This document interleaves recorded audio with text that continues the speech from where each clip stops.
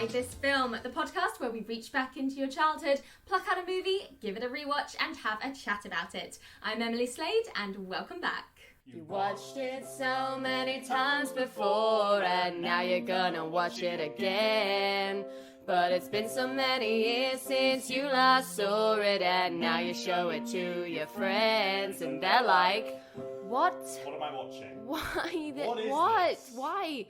Why this film? And I'm joined today by Corey. Hello. Hey, how's it going?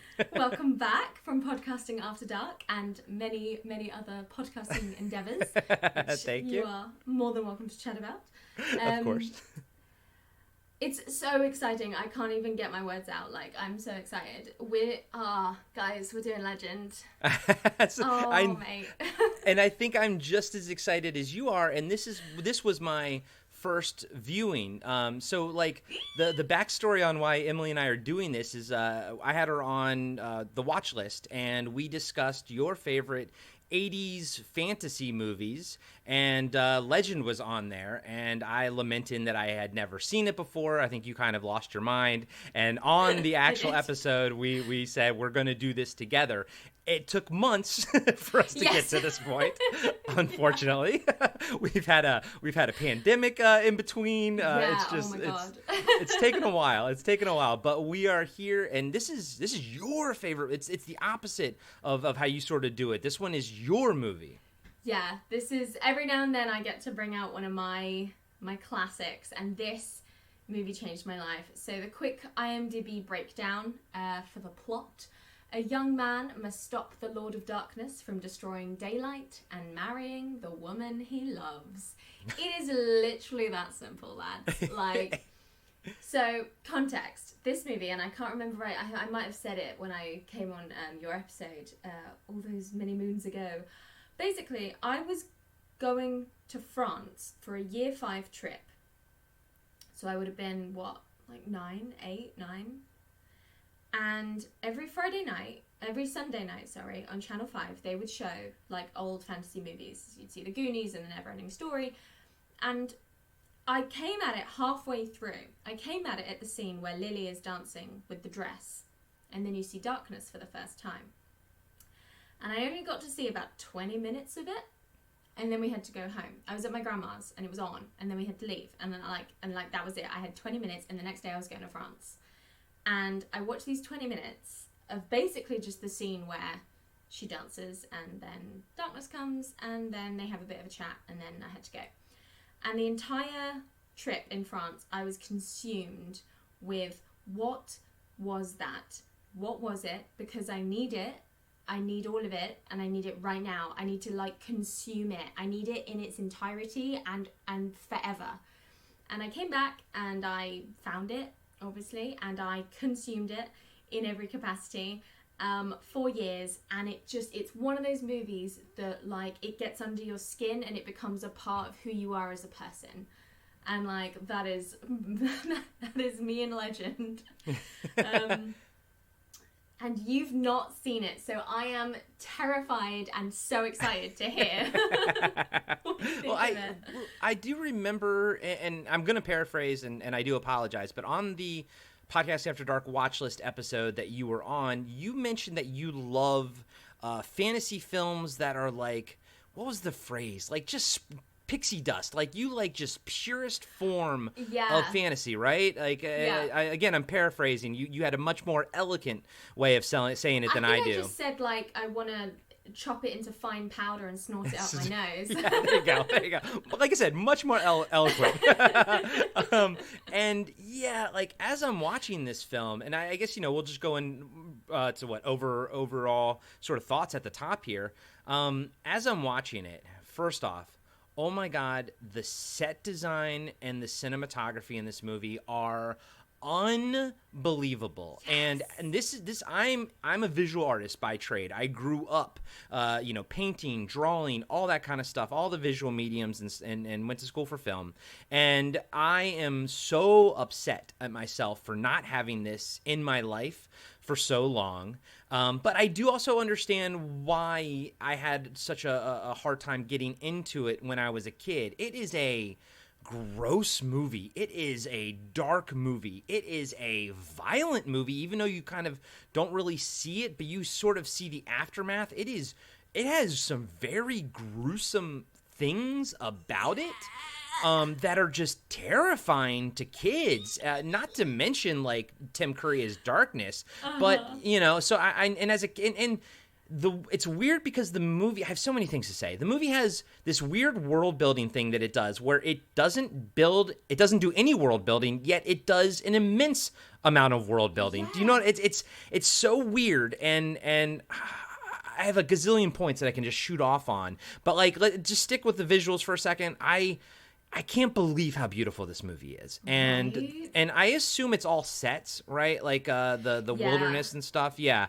And for me, I love, the best example I can think of is Sleepy Hollow by Tim Burton. There's a scene where one of the magistrates gets his head cut off, and it's sort of outdoors in a field, but you can so tell that it's a set, you know, and everything. And for some reason, I love that aesthetic where you can tell that it's a set, but yet it's supposed to look outdoors. You know, it's a very dreamlike quality to it, and the whole cottage thing, every set is amazing. Yeah. Nothing's done by halves. Everything is at 110%. I mean, it goes without saying that he was, Ridley Scott was heavily influenced by La Belle et la Bête by Jean Cocteau, which is lavish fantasy, and it's gardens and high castles and jewelry and all of these sort of elegant, rich French things, and it's all in this movie, as well as the nature and fantasy nature as well. You're not on Earth, and you're never really told where you are.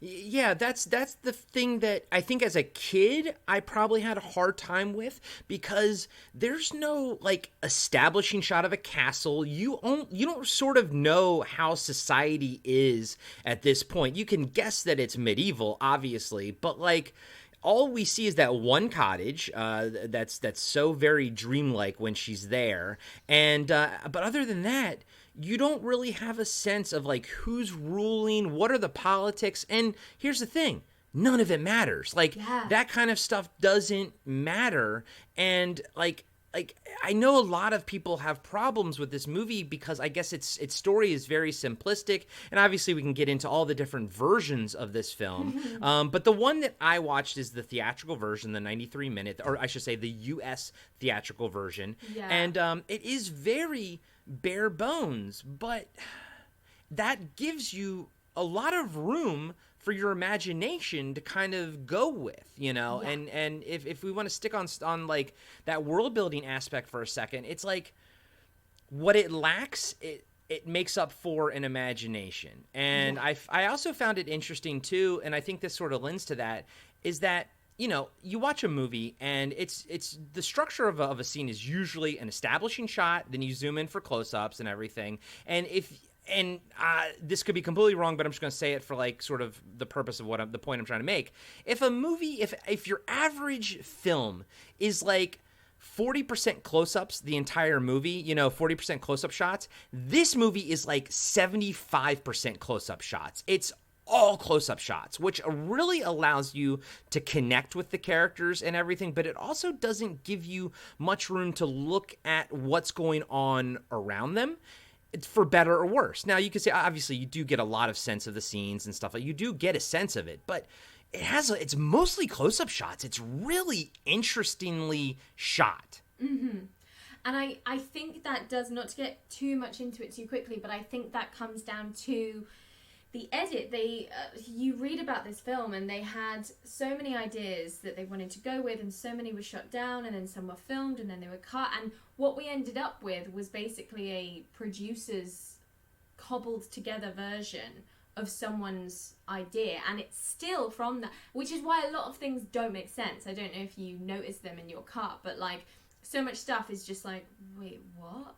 Because they've cut out a bunch of bullshit, but it's not bullshit. It's just, and it then leads to suffering sometimes from a massive tonal problem.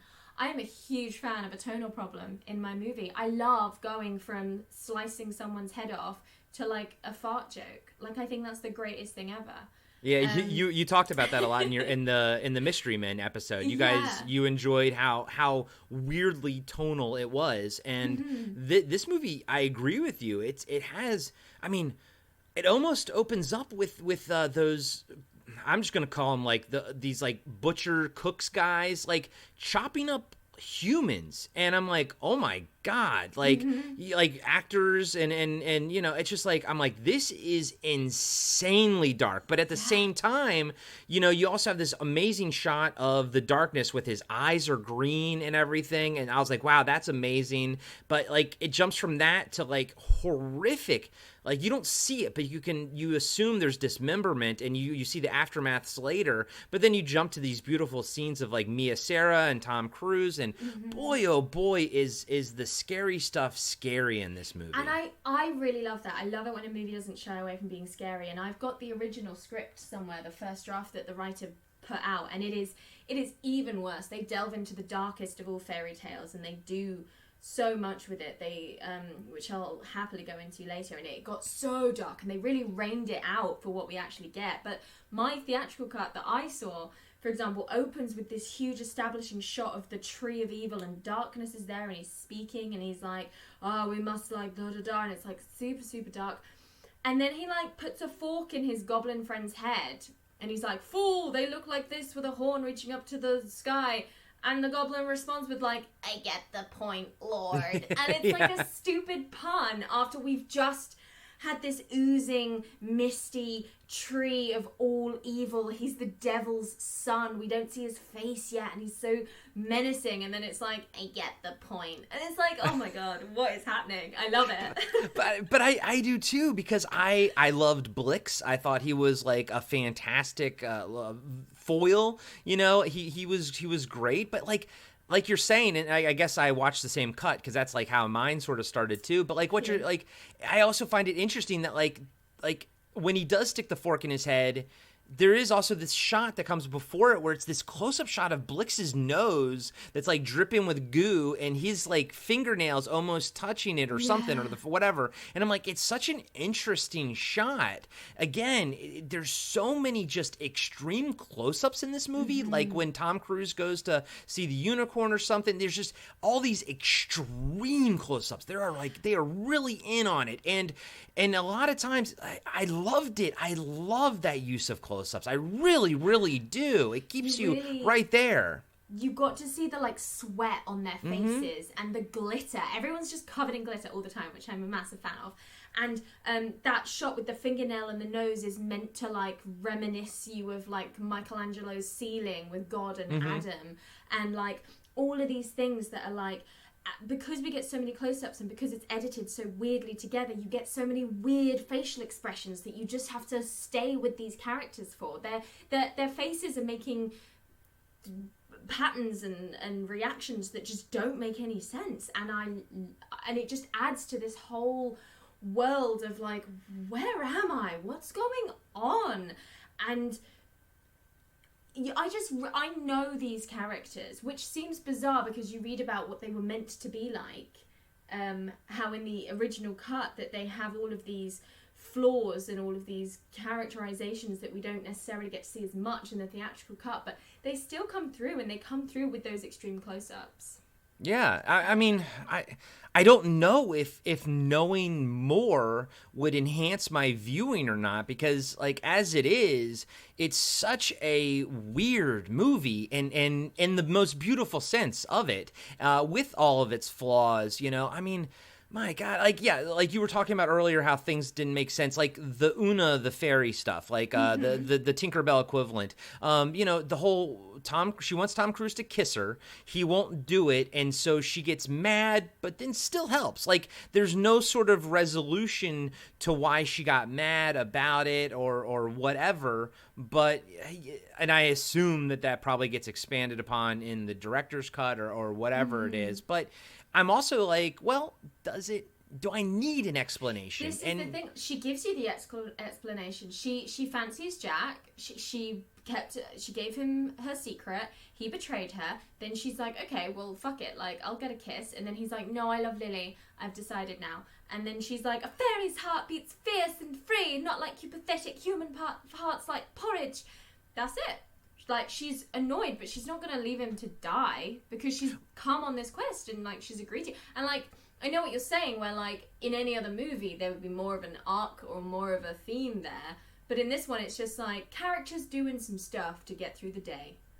Well, and it also makes it feel more real because we're only getting this chunk of their lives, and so we don't know what preceded it. We don't know what comes after it, and it's weird that the lack of the information actually just makes it more interesting to me. But I kind of have to take off my 42 years of watching cinema hat in order to kind of, like, enjoy it. And I still think that like the age of 42 was probably the best time for Corey to see this, and I say that also because I've, in the past like 5 years have become more fascinated with like actual fairy stuff and folklore and, fae folk stuff. And so like, I'm like, she's actually behaving a lot more fairy-like than I probably would have thought of as a kid because they are weird and strange creatures that we can't, as humans understand. I mean, we're essentially two different species. We can't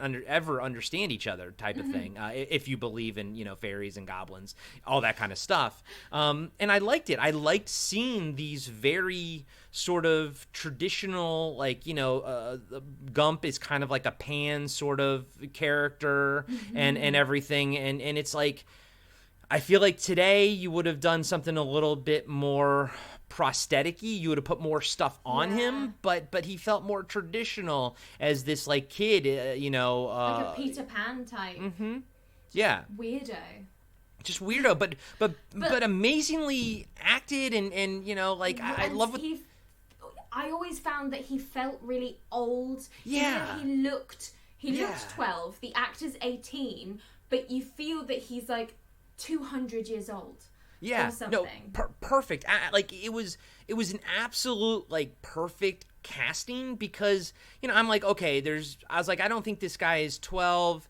He looks more adult. Like you can tell in his facial features, he's maybe a little bit more mature. But he's kind of like has this like smaller body. But then they just portray him as having they could not have pulled off the look of maturity in his eyes with probably anyone less than 18. Like I just don't think it would have worked as with like a 12-year-old. And you see it like with the princess in Neverending Story. She's young, but she kind of feels young. He legit feels like he's 200 years old. Yeah. Like and it's not just from like his voice. It's from his facial acting. It's from his awareness in his eyes that the actor brought to the role that I was just unbelievably impressed with. Just as impressed as I was with Tom Cruise's unibrow.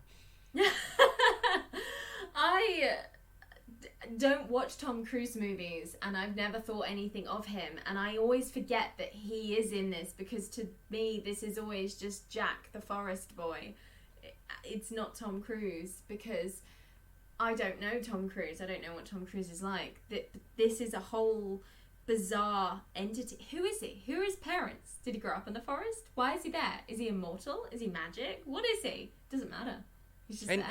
And he doesn't know the Gump when he first meets him, but he kind of has an idea of who he is, or at least he knows what fairies are. And then this comes to the bit of the strangeness about this film. Us as viewers, we're probably thinking like, okay, he lives in the forest, then he probably knows the Gump and everything. And then the fact that he doesn't, you're like, okay, that kind of makes you like, what is Jack's actual role? Is he, is he the knowledge character? Is he the protagonist? All this kind of stuff. It's kind of weird because, and I do find some weird things like Jack shows. What is Mia Sarah's character's name? Is it just Lady? Princess Lily. Princess Lily, that's right. Okay, he shows her that the unicorns, and then when she starts walking towards them, he kind of turns around and leaves. Like he's kind of the whole journey of So he takes Lily to see the unicorns. And they're like special creatures that only come in like every now and then by the sounds of it. We're not really sure, but it feels like it's a special visit time that they're going to turn up, and he takes her to see them. She decides that she's going to go touch one because she's still a princess and entitled, even though she's sweet and innocent and we're meant to love her. And so she goes forward and she goes to touch them, and he's petrified to start off with, and he's like, don't do it. She continues to try and do it. And then it's almost like he just gets stroppy and angry and storms off. It's not that he's like, you're going to doom us all. He's just like, oh, well, I try and do something nice and you just fucking throw it back in my face. Fine, whatever. And then when she sees him again, he's like, you weren't meant to do that. What were you thinking? No one really knows the severity of what's happened yet. Yeah. And yet it's still...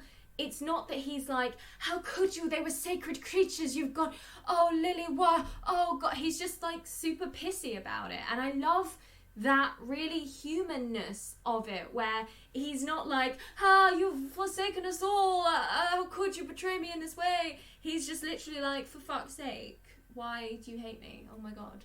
and then she gives him a kiss and says that she'll marry him if she gets his ring, and then he just immediately dives after it. And yeah, it's I guess you have to, when you watch this movie, it throws a lot of conventions away. And whether it's, this cut of the film that it does that, this seems to be, it's kind of like the whole Blade Runner scenario where there's like a gazillion cuts of this movie. And which one's the right one? It all depends on I think it all depends on your version, which one the right one is. I think it's a personal version, That's interesting, because I would disagree. I would say that for this movie, it's the director's cut, which I've never seen because it's very difficult to get hold of in England. But Ridley Scott, Tom Cruise, all of the people in the movie are like, please go and watch the director's cut, otherwise the movie doesn't make sense. I've always had the theatrical cut, so that's what I've fallen in love with and I know inside out. But I'm desperate to see the director's cut because I know that's the movie they wanted me to see. So I can't speak for Blade Runner, but I feel like there is a definitive version that you ought to be watching for this movie, and it's the director's cut. It's just really difficult to get hold of, and I haven't seen it. I'm gonna see if I can track it down here, because I watched this on I think Amazon streaming Stars, under like the Stars banner, and I was sober, and I was like, the whole time I was like, man, I want to see this super high and like just beautiful like 4K like colors and everything, because it is just, the entire movie is so dreamlike. I love the use of wind. I'm a big fan of wind in movies. I love when things are blowing, especially when it's kind of like a tell of things being ominous, as the wind is coming in. I love that. I love the fact that there's all these moths or something like flying around to give this give every scene this ethereal sense to it. If there's not like cascades of blossom, it's like bits of dandelion seed or bits of like flies or bits of glitter. There's just... This movie is so visceral, like you feel like you're there in the space, and the space is just full of like the world all of the time. It's nooks and crannies everywhere. Like I'm looking at them just walking through the woods, and you can tell it's a set, or for at least for a lot of it. And I'm just like, I want to know what's around that corner. I want to know where that like babbling brook goes to, And they just did, as someone who enjoys hiking and enjoys the magic of the woods, and you can tell, like, when you go hiking in the woods, you can tell some spots have more magic than others, and you can just sort of sense it and everything. And the set designer, the cinematographer, just did such a fantastic job conveying this, like, just conveying magic, which is an abstract concept, but there's magic everywhere, and it feels like a magical world. It feels really, amazing. Really, you can press print screen at any point in this movie, and you'll have a beautiful desktop wallpaper. You'll have a piece of artwork, essentially. You should do for every movie. That's just how movies should be, in my opinion. That's what good movies are, in my opinion. I agree, but like, man, this one is like an 11.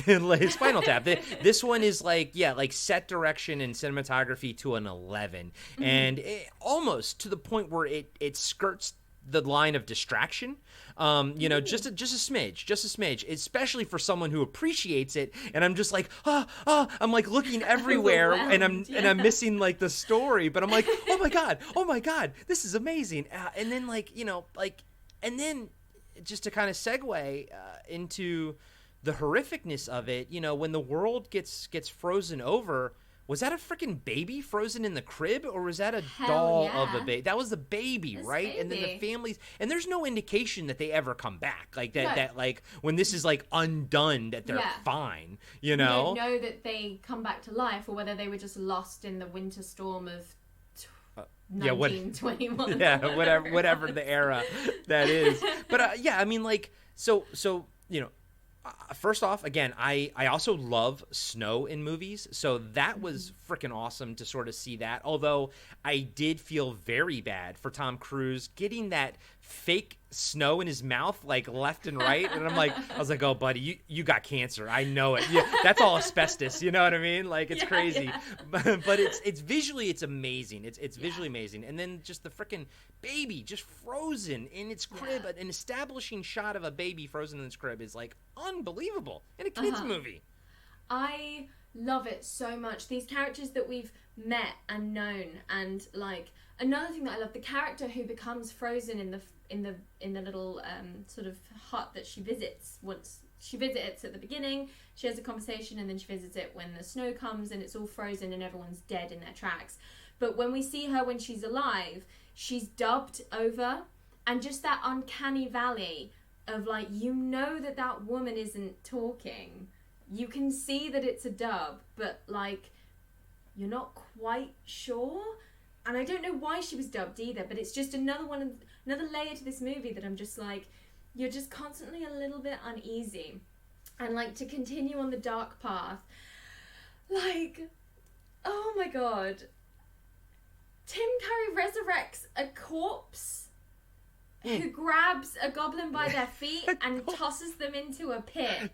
Can I tell you, that was my favorite part. I was like, and I love how the goblin's like, all right, well, I'll see you guys later. As you like, off to hell I go, basically. It's the perfect sort of snapshot of like, this movie has a tonal problem. Do explain. Okay, so like, goblin who's like stolen the unicorn horn and faces darkness and is like, you know what, your reign of terror is over. I have the ultimate power now and you're going down. Tim Curry's like, shut up.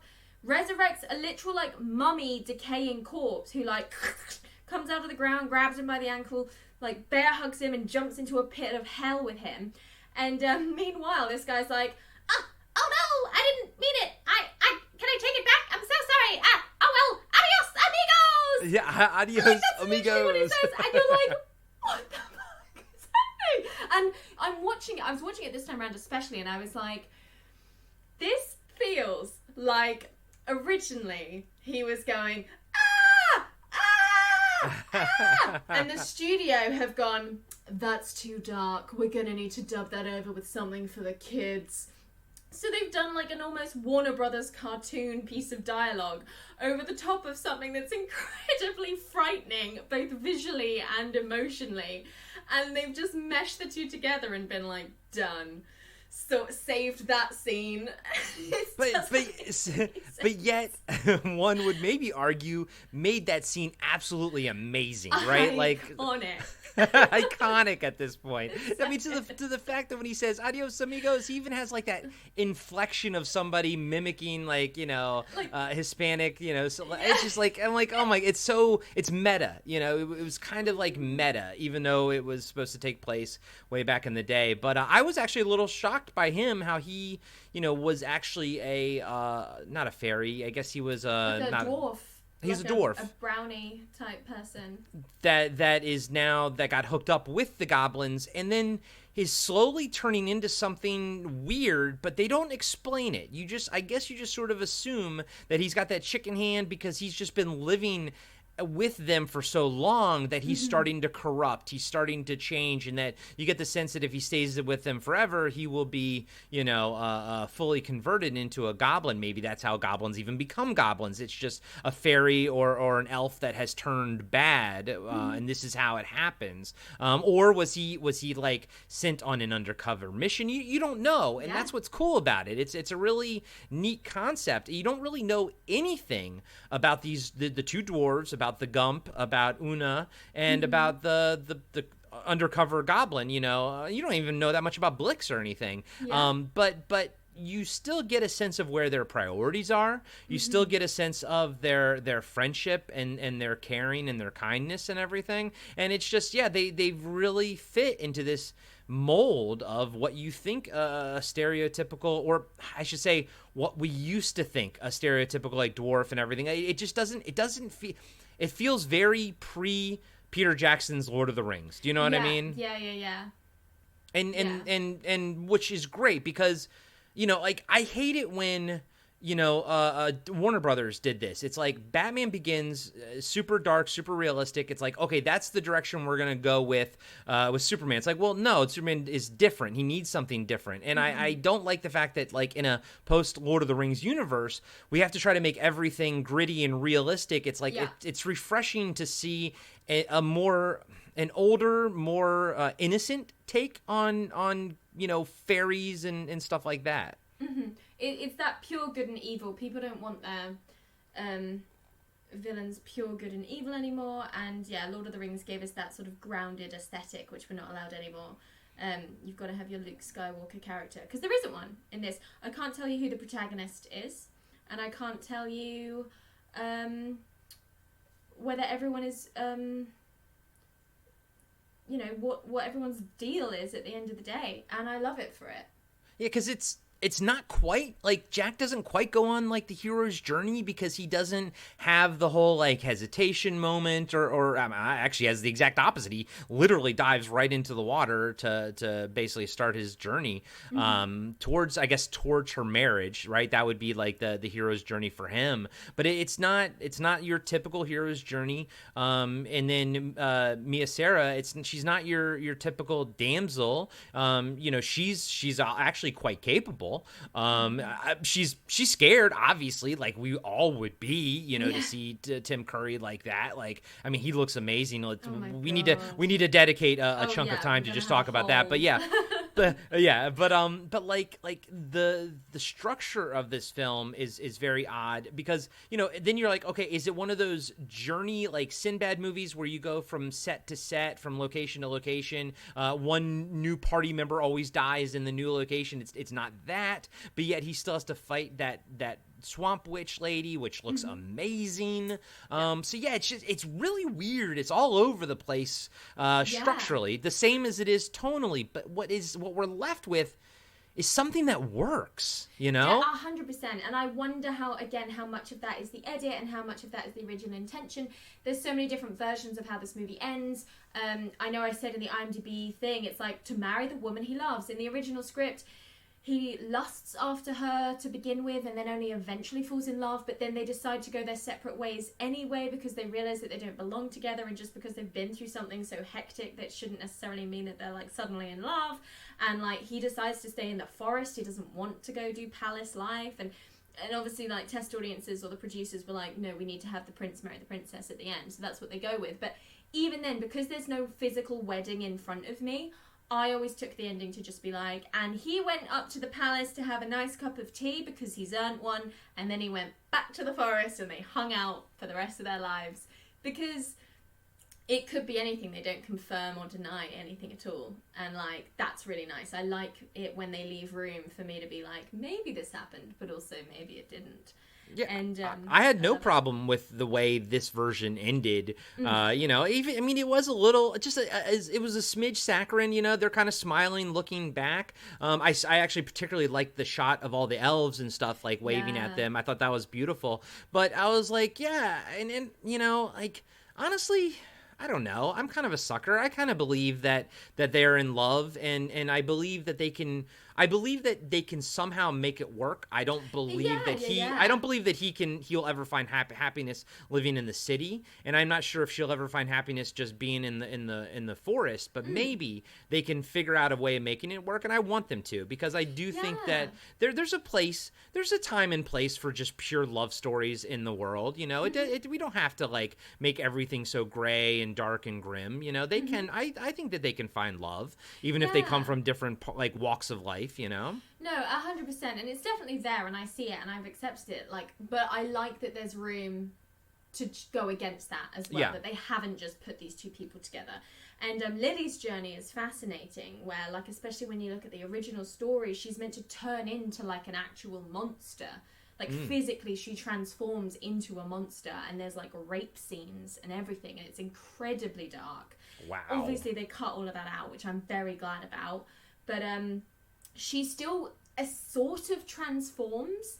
It's really interesting because all the time she is playing him for the fool, but there are moments where you can see that she's potentially tempted by the dark side. Her greed gets the better of her. She is a princess and she likes nice shiny things, and he manages to get her over, and you know, she has a great time with that dress, and she doesn't seem like a perfect human being. She's not a Mary Sue. She's like a person that's going through minute by minute, having feelings and reactions to things. And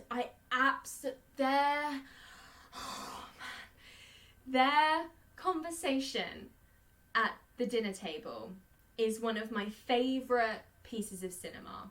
I'm going to break it down for everyone at home because, my God, if you could cut me open and, like, bare my insides, it would be this scene from Legend. And before you break it down, this is the scene that you saw when you were a kid, right? Yeah. This is the scene that kind of pulled you in. Yeah. Okay. Mm-hmm. Okay. Yeah. Everything about it, I was just like, yes. So she's been kidnapped. She's in the evil tree, and Darkness, played by Tim Curry, has just been like, you know what, I kind of fancy her. And his dad has been like, oh, just, you know, make her one of you, like tempt her and woo her, and you know, she'll be your girlfriend. So he, without us seeing it, he sends her all these gifts. He sends her this jewelry that she's distracted by, and then he sends her a dress in one of the greatest scenes ever, where she's choreographed by Arlene Phillips. She dances with this dress. It, like, you have to watch it. I refuse to tell you about it because you have to watch it. Everything about that scene is just wonderful. Then she changes into the dress, and she literally goes to like goth Lily, where she's got like black lipstick on and stuff. Then Darkness steps out of the mirror, and it's incredible because this is the first time we see Tim Curry properly in the makeup, and it blows you away every time, no matter how many times you see it. And then they head over to this huge like banquet that's laid out, and it's very Beauty and the Beast. It's very Pan's Labyrinth, and it's you just sort of see the set, and like there's the table, and then they have this conversation where Tim Curry is so terrifying and sexy, and she is trying so hard to like flirt so she doesn't die, but also maybe she's kind of interested at the same time, but also, oh my God, no, she's not. And it's just, they visually show it to you as well. He keeps asking her to sit at the table, and the close-ups of his face and the close-ups of the furniture indicate that if she sits down, like, you don't know that she's ever going to be able to stand up again. Yeah, it's and like, yeah, if she sits down, that's like her becoming his queen, right? Yeah. And you really get that underlying sense there's so much tension and there's so much worry for, like, Lily and where she's going to go. And she, like, every time she goes over to this chair, she's so elegant with the way she holds her fingers, and she's about to sit down. And this chair is, like, smoking and bubbling, and it's like a creature. And it's incredible. It's like a piece of puppetry. And she can, like, sense it. And you've got this, like, heartbeat noise. Or maybe it was just my own heart in my ears. I don't know. But it's just wonderful. And the conversation they have where he just keeps telling her to sit. And she keeps being like, okay, so you're capable of love. And he's like, well, oh, yeah. It's just a really lovely piece of dialogue. I can't do it justice at all.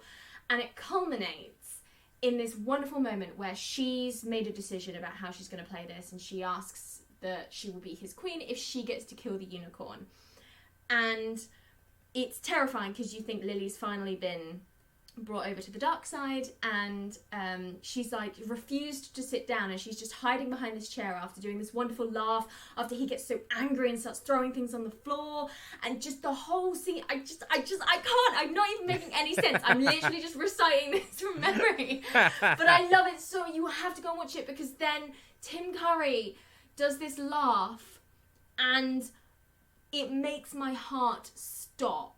Like, when she asks to kill the unicorn, he laughs, and they've obviously put some sort of effect on his voice as well. It's not just Tim Curry, but it's like 85% Tim Curry.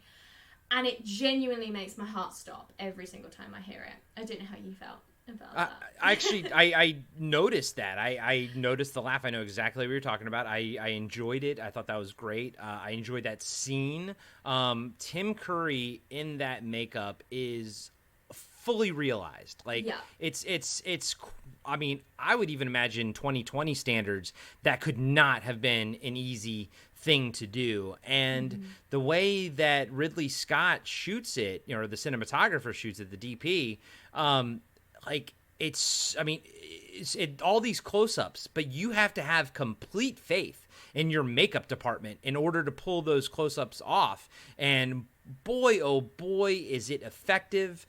He is unbelievably amazing as Darkness. The funny thing is, he's probably what I know the most about the movie, and it's because when I still would love to now, but I don't have the time. But when I was a kid growing up, I would make a lot of models, but they weren't models like airplanes and cars and stuff. They were figure models based on movie characters. And when I was like in the mid 90s, I discovered that this was actually a thing, and subscribed to like a magazine and everything. And Tim Curry's Darkness was a very popular, statue that people would have. I mean, even now you can find some amazing ones out there. It's something that's always being produced because it's so amazing looking. The design is unreal.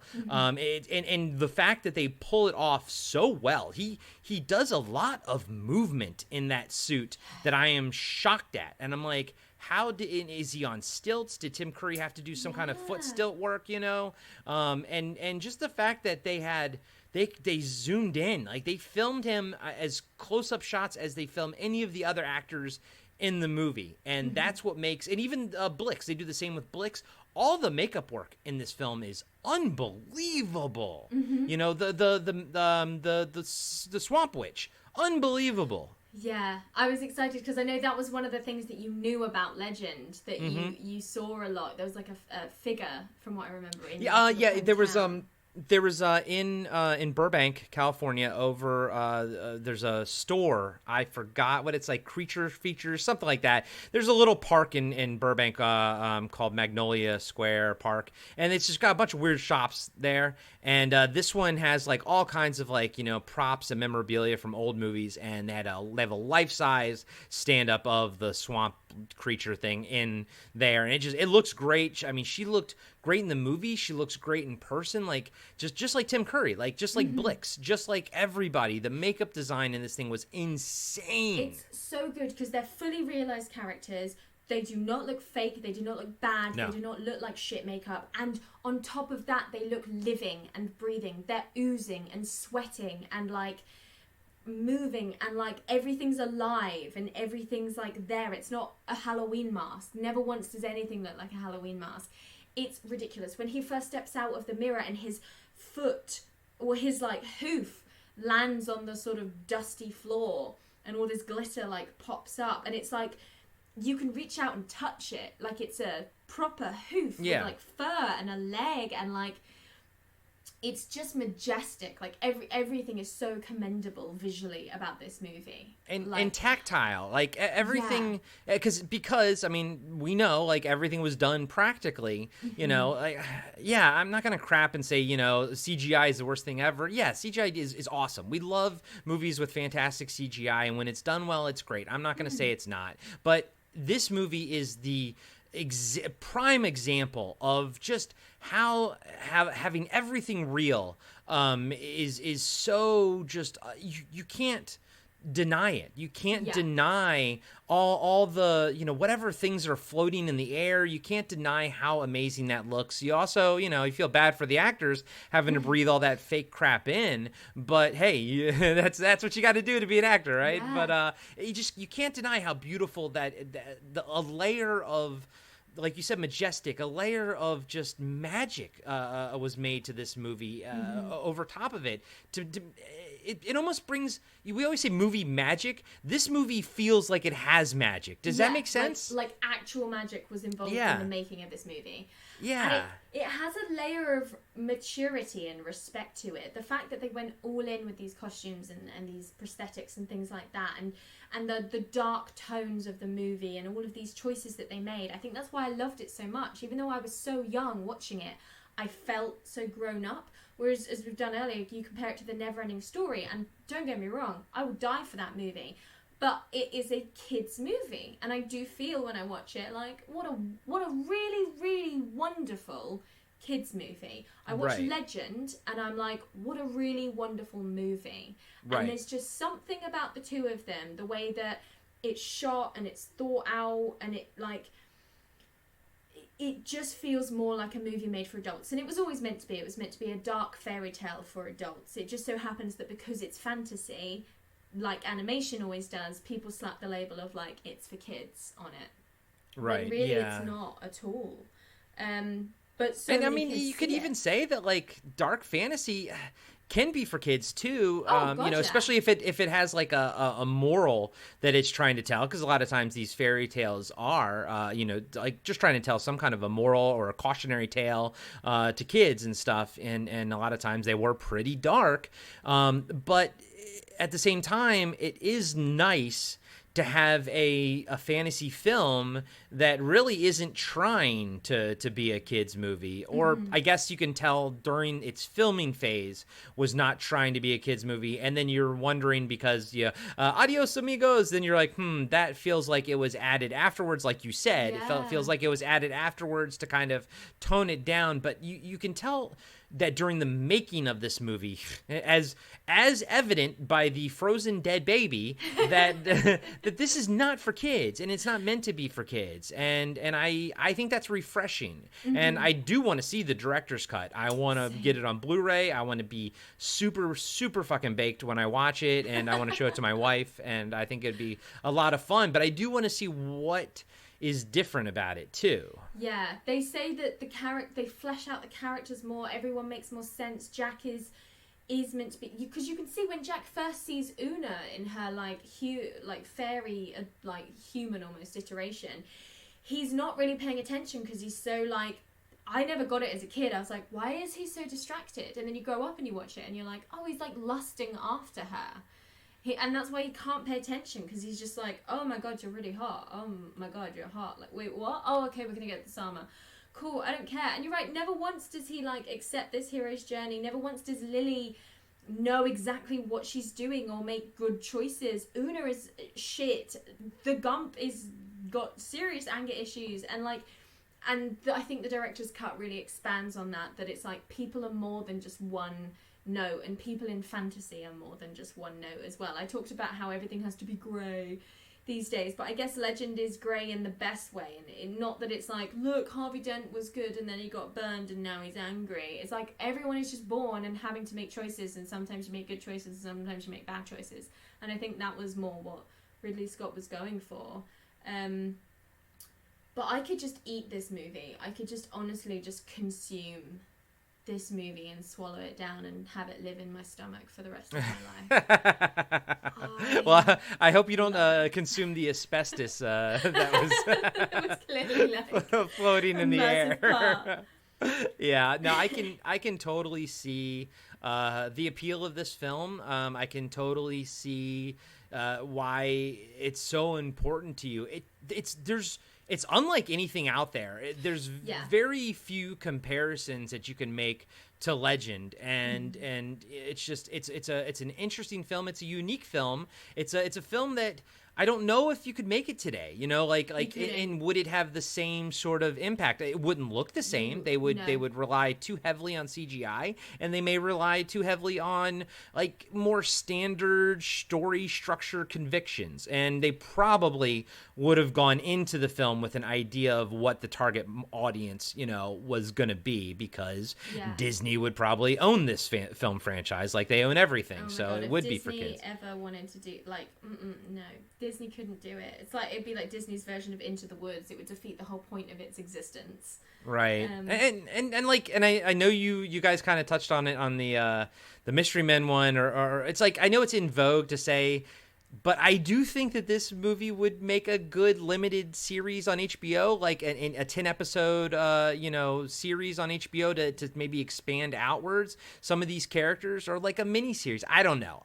Or it's just perfect the way it is. You know what I mean? Or it's just perfect the way it is. You don't need to redo anything with it. Like, you're perfectly entitled to want more. Like, I absolutely agree. But that's the irony, is I don't actually want more from this movie. I actually got exactly what I wanted out of it, which was fantastical escapism. Mm-hmm. And I think because it's so hardcore 80s fantasy, it is cocaine 80s fantasy, that you couldn't stretch it out. Or you absolutely could, but in my opinion, like, it's like a 1 hour 45, like, I'm making hand gestures and this is a podcast, it's not helpful. It like clench your hand. Inside your palm is legend. And like, that's where it belongs. And then the outside of your whole fist is like the 80s and practical effects and Tim Curry, and it's a perfect little gem that it was like lightning in a bottle. And the lightning wasn't good lightning. It was like weird lightning that people were like, what the fuck are you doing with that? Put it down. And then Ridley Scott was like, no! And like threw it at a cinema, and the cinema was like, oh, Jesus Christ, what the hell am I meant to do with this? But they put it on anyway, and people went to see it, and they were like, whoa, what the... How? Did someone throw lightning in this? Like, what the... It doesn't make any sense, and it isn't what it's even meant to be. It wasn't what it set out to be. It isn't what Tom Cruise wants it to be, and you're not allowed. I said the same thing about my Dragonheart. In this post 9/11 world, you're not allowed to just have a fantasy movie that's like, doesn't matter where we are. I don't need to name this world. I've never even considered that before. This is the first time that someone's pointed out, well, not that anyone ever watches this movie with me, but that's the first time someone's been like, where are we? Never even considered it, because very much so everywhere else we either go from one place to another, or we end up in the place and it's named and everyone talks about it's like, oh, we're at Rivendell. They'll show you the Rivendell. There'll be this like sweeping big establishing shot and everything, and you'll always welcome. Yeah, and you'll know where you are. Here, it's like you don't know how close the cottage is to all of that stuff, and it doesn't matter, because the movie's a dream. It's all a dream. It's all like it's even further disconnected. It's a retelling of a dream, and that's what fairy tales are. They change over time. It's weird, but the fact that this isn't perfect, the fact that there's multiple versions of it almost makes it perfect as a fairy tale, because it's supposed to be open for interpretation. It's you need to allow room for imagination. You need to allow room for the person listening to kind of insert themselves into it, and it's there. This woods could be the same woods that are in your backyard, just hundreds of years later. You don't know, and it doesn't matter, because it's every woods. It doesn't have to be a UK woods. It could be a US woods. It doesn't matter. Or Switzerland. It could be honestly anywhere. And every single place is so complete. Even though it makes no sense, we've gone from a gorgeous cottage in the woods where people make scones and have cute little cuckoo clocks, and then we've gone to like a campfire in the middle of the woods surrounded by all of these mythical creatures, like you're in a set from Narnia. Then you go to this enormous hub of evil, which is like a tree, but it's like a huge house. And at the bottom of the house is the dungeons, which is right next to these kitchens, which is like a fully fledged kitchen with these like ogres that like just eat people. And it's completely different to when we were at the cottage 5 minutes ago, but it's all in the same place. It's all within however long of each other, and you feel when you're in the kitchens, you're hot and you're bothered and you're scared and you're tense, and then you're in the cottage and you're at peace and it's like a hug, and like it's just such a visceral experience. Like it's almost like a ride rather than a movie, because you just feel, I think this is what people felt when they went to see Avatar and they'd never seen a movie before. You know, when everyone like banged on about how like Avatar's me, I feel like I'm in my. You don't even need 3D glasses to feel that about Legend. It just invites you in, and it just, you can like taste the sweat on their foreheads. And this is the thing as well. They wouldn't be allowed to look so human now. Oh, someone would have trimmed both of their unibrows. Yeah. I love it when Mia Sara turns evil. They even mascara, or they even like enhance her unibrow hair in the middle. And I only say that because I was remarking on another podcast about how like in the 80s, like dudes didn't like groom anything above their like beard. Mm-hmm. So like you'd see like 20-year-old guys with like nose hair and unibrow hair, and I'm like, why you couldn't have just trimmed that? Like I do like that men's beauty, like we were allowed to be a little bit more primmed, nowadays than we were back then. I mean, I shaved my unibrow in the middle, you know. Mm-hmm. Yeah, but to your point, it's not. They looked realistic. That's the thing. That's what I think you're what you're tuning into, is that so important in a fantasy movie to have some grounding in reality. If you can't have your Luke Skywalker, and you're going to have a princess and a forest boy and a gump and a goblin and the Lord of Darkness, who's not the devil but like related to the devil, who knows?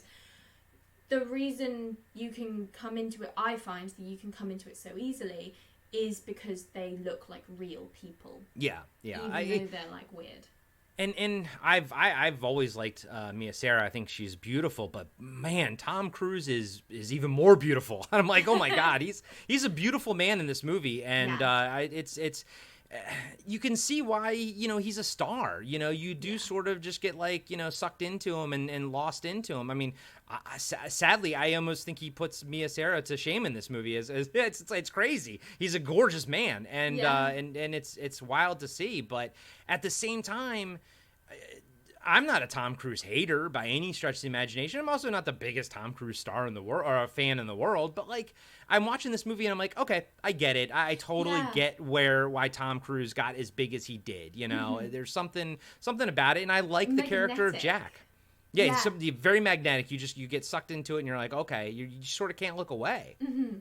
And I found that about all of them. I found the Gump fascinating in like same. In like a bizarre way, and like the everything about the movie, the way that it's clearly been edited. Like when he first meets the Gump, they cut a scene. There's meant to be like a whole song and dance number, which is why 1 minute we're chatting with the Gump, and the next minute we cut back to Tom Cruise, and he's like sweating and like dripping, and he's out of breath, and you have no idea why. And it's because they've cut this huge dance number, but also you just accept it as like, now he's out of breath and sweating. I get it. Yeah. I mean, it's existing in this world. Yeah, that was probably my thought. It's like, I would probably be sweating too. And then like, you know, like him getting his armor and stuff, there was no like pomp and circumstance to it. It was just like, hey, we know where this cachet is. Yeah. Here you go. You know, he wasn't like drawn to it or something, you know. Yeah. It's very practical. They were like, cool, this shouldn't have happened, but as it has happened, we'll go get the armor. What armor? Oh, you know, the armor that just like lives in that cave. Oh, okay. It's because also as well, that's what's so wonderful. It's like, we need a hero, and then he just turns to look at Jack and he goes, "You'll do." And Jack's like, "What?" He's like, we'll go get you some armor, and you can save the forest, yeah." And Jack's like, I mean, I'm not doing anything else, so may as well. You would think like very much in like any that. other movie, the Gump would have been like, it was your fault that you did this, so it's your penance to kind of to fix it. But no, here it's like, oh, well, we got a guy right here, and by Yeah. default, Or you're it. Even just like it was written, like, and then they'd show you a cave Right. painting where like Jack had been etched in 400 years ago, and it'd be like, "It's you finally come." That's a blah, that's blah, blah. That's a great point. This movie feels like someone should have said at the beginning that all of this was written and that, you know, the darkness would be destroyed by the innocence of with the Yeah, there's none of that. There's no like a sense that this is all supposed to happen, which again, I find very refreshing because it's not these two characters they're bound by this destiny. It's these two characters that are in a situation that they created, but they don't quite take responsibility for the fact that they did it, and yet now they have to fix it, and they're not fixing it because like they feel honor bound to fix it. He's fixing it because he wants to get his chick back, and because this little Forrest Gump guy told him he sort of has to, and he's like, okay, I guess I have to now. You know, It's just people making choices and living in moments. Like literally everything is happening just because he's like, unicorns are back in town, go kill them for me. How do I do that? This is the thing as well, they keep talking about how it's Princess Lily's fault, and like it's not. Like, it's not. Yes, she wasn't meant to touch the unicorn, but touching the unicorn isn't what killed the unicorn. What killed the unicorn was the poisoned dart from the goblin, and then the goblin beheading the unicorn. That's what killed the unicorn. And everyone's like, "You there, lassie, this would be your fault. We're in eternal winter now because you made bad choices." And she's like, "I'm sorry. I didn't mean to. I didn't know." She didn't fucking do anything wrong. No. And this is the thing, it's not a problem. I don't watch this movie and be like, "Everyone leave Lily alone." It's more just like, yeah, they probably do think that she was the reason. They probably do think in their mythos that her touching a unicorn caused this damnation. When we know as the audience that it was the Darkness's plot the whole time, and we literally watched them put a poison dart in it and chop off the horn. Not once is she forgiven. Not once is someone like, "Hey, we realized we found the poison dart by the forest floor, and like we realize now that it wasn't your fault, and we do apologize. Thank you for doing everything that you did." Because also, what did she do? She just like turned evil and then like decided not to be, and then released the unicorn. But if everyone hadn't been, not one person's choices and decisions saved the day, same as not one person's choices and decisions cause the grief. And I really love that. I get so sick in fantasy of that trope of like the chosen one. There's no chosen one here. There's just people going about their day and they're just having a really tough day. Yeah, I love that you said all of that because I felt the same way. I guess the only argument you could make is that by her touching it kind of slowed it down, like kept it in place for long enough for Blix to shoot it. But yeah. I think Blix could have ran it down and shot it anyways. You know, like I never got the sense that she really had anything to do with it. But at the same time, no one else was there to see it, so they don't know, like you said, and that's what I like is that, you know, she doesn't ever really defend herself, like say, "Oh, but I didn't," you know. But you know, it's all fantasy. No one knows the rules. Jack doesn't ever come out and like perfectly explain every bit of the rules of this because he doesn't know either. He just kind of is in tune with things, and you know, we just as audiences we want every single thing explained to us, and in this movie it either doesn't explain it or it allows you to sort of interpret it yourself. Now that's not to say, you know, it's different in the director's cut. I don't know, you know, it could be more of an explanation, but as it stands with the theatrical cut, I like what it's saying, which is allowing the viewer.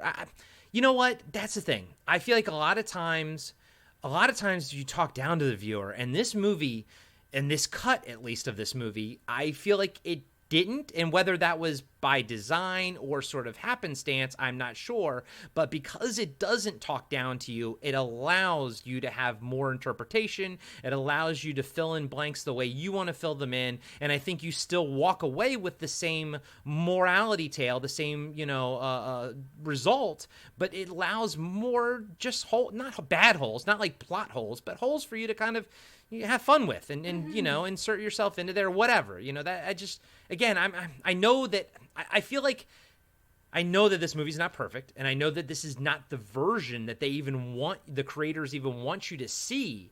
But I think, like you said, there's a lightning in the bottle here that I'm not sure that the director's cut would even has as well. There's something about what this movie lacks is what what makes it really special. Yeah. Does that make sense? 100%. It's exactly the type of movie that I've always wanted to write. The type of movie where I'm like, that would be really cool if we tried this instead of the norm. The reason we always do the norm is because it works and it makes sense. And you can watch the movie with the 3-act structure and you can be like, that was a good movie. This one is arguably not a good movie. It makes no sense. There are no arcs. The characters are weird and all over the place. The editing is bizarre. The acting is genuinely bizarre at points. But all of that makes it what it is, and what it is a wonderful visceral experience that's not like anything we've seen before, and you either really, really love it or you don't. And I would urge people to watch it, whether you're a fantasy fan or not, just to see if it does anything for you, because it's not your typical movie. And like, for all the reasons we've said, it's not. And that's why I always loved it, because I love those stories that weren't being told, like Ghost World and like all of these movies that were just like off the cuff a bit, because they were just like, I want to tell this story and it's not going to 100% work, but I'm going to do it anyway. And like, props to them.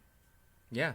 Yeah, I think that everything you just said is completely accurate. I think this is a movie that people should see, and like you said, see for yourselves. I mean, everyone's got a freaking opinion on this movie, and and I went in hearing all of them in my head, but at the same time, I was like, whatever, screw it, I'll see what happens. I just let this movie wash over you, and just see how you feel at the end. I know we all love like analyzing movies. We all love really getting into the nitty gritty and stuff. But even like Star Wars, all these movies, like the technology in Star Wars doesn't work. Like when you start thinking about like it's because here's the thing. Don't worry about the technology in Star Wars. That's not what it's about. It's about, the hero's journey and stuff. And in Legend, honestly, I don't think there's any weird like holes in the plot. Like you said about the whole seeing Jack sweaty. I didn't even pick up on that. Yeah. So like I didn't even find that to be like any kind of a hole in the plot. My only biggest gripe was probably the Una thing. I felt like that could have been fleshed out a little bit smidge more. But other than that, this is just watch the visuals. Let this thing pass over you. Let it absorb you. Go into this world. Frickin' get high as fuck. Smoke your brains out. Eat some edibles, and just live in this world for 93 minutes or whatever version you have. And I hope it's the best version, best visual version. I don't care about the story. I want you to see the best visual version, because no matter what, this movie is a visual tour de force, and from the makeup to the set design to the cinematography to the costume design. I love the goblins. It was just Jack could have worn a pair of pants when he had the armor on, but what are you gonna do? Yeah, 80s. 80s, hairy man legs running everywhere. But I mean, Tim Curry, you have to see it just for Tim Curry doing his Tim Curry thing, but under so much makeup that you can't really even tell it's him. But yet at the same time, he disappears into darkness and is beautiful, more beautiful for it, Yeah. And it's unbelievable. It's an unbelievable movie. And I have to reiterate, I don't know if I would have liked it as much as I do if I watched it by the way, I've seen it. I now that I've watched it, I know I've seen most of it, here and there throughout my life. But this is the first time I'm sitting down, analyzing it, enjoying it. And I don't think that just all of my experiences with drugs, with where I'm at now, with the interest in folklore and stuff, I feel like 42-year-old Corey is the best version of Corey to have seen this movie for it to really have an impact on him. And I say that because I know that this didn't have an impact on me before. If anything, it terrified me when I was younger. And that comes from someone who've watched, RoboCop when he's 9, Predator when he's 9, Aliens when he's 8. This movie terrifies me because it's so gooey. It's so gooey. Yeah. And people are just getting eaten by orcs at the beginning of the movie. Yeah. They're alive and they're getting chopped up. Guys, that is a horrific like visual that they give us very early on, you know? And I'm like, oh my God, this is, wow, okay, all right. Maybe, you know what, maybe you smoke after that scene. Start, like, light up after that scene. And that's why I loved it. I think that's why 9-year-old Emily was the perfect person to come to it, because I loved fantasy, I loved folklore, I loved fairy tales, I loved the idea that these dark fairy tales existed outside of the Disney adaptations, and that I was able to read them on my own time and like find out all of these horrific things and find it fascinating. And then this movie existed and like showed me all of them in movie form, and I was able to root for this princess who like made bad choices and like was greedy and selfish and stupid, and like it just, yeah, it was so wonderful to me to come across. And I really it's taken me until 29. Wait, how old am I? 28. I'm 28. Who knows? 28, and it's taken me this long before I found other people that are like, hello, yes, I not only know that it exists, but I like it. And I'm like, oh my God, there are people out there that appreciate it. I always thought it was just like either a figment of my imagination, this movie, or just like no one knew about it and it had just been lost. And I was like, how has it been lost? Because Alien and Gladiator are fucking everywhere with their male protagonists, but you put a princess as the first person you see, and everyone's like, no, I'm not interested. Like, or whatever reason, this movie has just fallen under the wire. Even within the 80s fantasy. I'd say this is a strong contender for a cult classic. It's a cult film for sure. Mm-hmm. Yeah. Yeah. I am so glad that you enjoyed it. I kind of knew I wasn't at all worried. I didn't sit down and was like, oh no, is this going to be the last time I ever speak to him? Is he going to like speak badly of this movie and then I'm going to have to block him on Skype or whatever? I wasn't thinking that, but like, because especially, you know, after the visuals of Tron and stuff, I was like, okay, yeah, like, I was gonna say, yeah, because he'll like the like blossom everywhere. yeah. I mean, because like Tron is a good primer, because like, you know, I don't care about the like the story's really bad in that movie, but it doesn't off-put me. Yeah, it's funny, the visuals are so strong, and Legend the same way. Yeah, I really love what you said about the visuals in Legend, and it's definitely a reason to watch this movie. I would also sit here and fight for the story as well. Like, it's a story that it is told all the time, but it's told in a way that's so bizarre and different. Like we said, there's no typical hero's journey, and there's no typical princess route, and the people make decisions that don't make sense, and stuff happens, and there's that weird twist where the goblin is now like a friend of ours and has been the whole time, and was like, what for? They didn't need that. They didn't need that. Why was that bit in there? Great that it was, though, because it's just another thing. Yep. But you're just like, cool, okay, I guess that's happening now. What's up now? What? Like, it's just, oh man, I'm just saying the same stuff over and over again now, but it's, yeah, no, I'm with you. I don't really know what else to add to it other than, I'm with you. I'm glad that one, you know, fairy / goblin was in it. I'm happy with every choice that they made in this cut. I would like to see the other cut just to see what other options there are. But if I'm looking at it just from the theatrical 93-minute run time, I'm happy with the choices that they made for this movie. Truly. Yeah.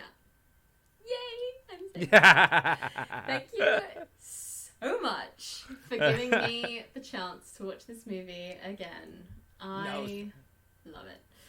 Thank you for giving me the option to watch the chance to watch it, because honestly, this, like with all the podcasts, if I'm not watching something that I'm going to be reviewing, I don't have time to like watch it at all. And I think I saw it pop up on Stars or something, and I hadn't even seen it yet, and I was like, Emily, let's just schedule this, because we're just going to keep like pushing it if we don't just schedule it, you know. And then it's like, once I actually can, okay, it's scheduled, now I got to sit down and watch it. That's kind of how my brain works. So thank you for giving me the after 42 freaking years the chance to actually see. I mean, we're not the only ones. It has a strong cult following, and now I can say, hey, I get it. I get the appeal of Legend. I get why it's a cult movie. I get why, you know, it's got such. I mean, does have a very strong following. You know, it's but like a lot of cult movies, it's a smaller following, but it's very passionate. You know, and I know just even from posting a picture that was prepping for this, people already on Instagram were like, oh yeah, Legend, I freaking love that movie. Let me know when the episode drops. Can't wait to hear you guys talk about it. It's like, oh cool, okay, all right, Legend is something that people like. That's good. Yeah. Yeah, I need to find these people so bad. Yeah, exactly. Tell us about all of your various podcasting endeavors. Yeah, I'm on a couple, or a few, I should say. You can find me on Podcasting After Dark, talking about weird cult horror movies and not non-horror movies. Stuff like movies like 1985 The Stuff or Night of the Comet. But then we also do Adventures of Ford Fairlane, which is 1990. But everything is basically a cult movie from the 70s, 80s, and early 90s. You can hear me talk every week about Seinfeld on Cartwright, a Seinfeld podcast. I'm a full-time podcaster. Yeah, it's awesome. That all across social media, just type them in. All across every podcasting platform. They're all wonderful. All of your co-hosts are wonderful, wonderful people whom I love. I think every single one of them pretty much has been on yours. I think we've added some new shows to our roster, so I got to get you in touch with those guys too. Nice. So just spread out throughout the entire network. But thank you so much. I just I fucking love this movie, you guys. Like, in case that hasn't been obvious. But yeah, thank you so much, and I hope that you'll come on again with another podcast, another film at some point. I'm overwhelmed with my love for this movie. I'm suddenly super tired. I'm oh man. Well, I just want to reiterate that I fucking love this movie too. Yay! So it's I mean, like I said, just man, I can't wait to see it again. High as fuck. That's all I can say. I'm so excited for you. I think it's gonna be so good. I've never really been one for definitions of stuff. I've never been when people are like, oh, this movie's coming out in HD or whatever, I'm always I don't care, I could watch my movies on my phone and I would still be happy. But there is this and Jean Cocteau's Beauty and the Beast, I get it. I suddenly understand the you want to see this on a huge screen in beautiful definition with all the saturation pushed up. I get it all of a sudden. I'm yeah, no, I want that now, please. Yeah, it's I mean, it's a shame to not watch that movie in the best version that you can possibly afford. I mean, I don't freaking have a 4K TV or anything, but I want to see it on Blu-ray because streaming sucks. I want the actual Blu-ray quality on my TV, and yeah, I'm just gonna show it to my wife and just be look, let's just smoke and just chill and watch it. And it's also would be a great movie if you have a party and just put it on as visuals in the background and just while everyone's mingling and talking, because I guarantee you someone's gonna look over and be what the fuck is going on over there? And you're gonna be it's amazing. That's what the fuck is going on over there. And you're gonna get somebody who's gonna want to watch it. Yeah, Yeah. So true. Oh man, thank you so much. You're welcome. I would be happy to be back on at any point in time. Yay! And thank you for listening. We'll see you next time on Why This Film. Bye. Hello, darling. It's me, Tess Llanos, host of the ongoing comic book discussion podcast. And if I got a Halloween treat for you. This October, I am hosting a horror comic marathon for 31 days. That's right, my frightful fiends. Every single day from October 1st to October 31st, OCD will review a horror comic to count down to the greatest holiday ever conjured. You can follow OCD on Instagram at OCD Podcast, Facebook at facebook.com/OCD Podcast, and Twitter at Ongoing Comic Pod. It's going to be a hauntingly good time, so be there, or just be there. Ooh.